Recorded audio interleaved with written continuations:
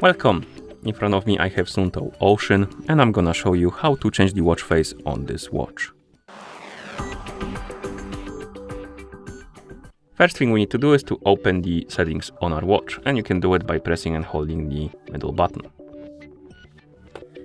After you open the settings, scroll down and select the customize option.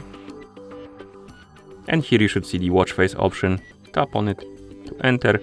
And now you should see the list of watch faces. You can scroll through it by swiping up and down on the screen.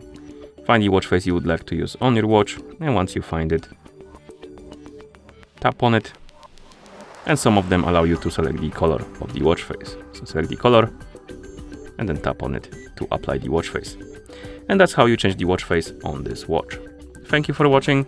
If you found this video helpful, please consider subscribing to our channel and leaving a like on the video.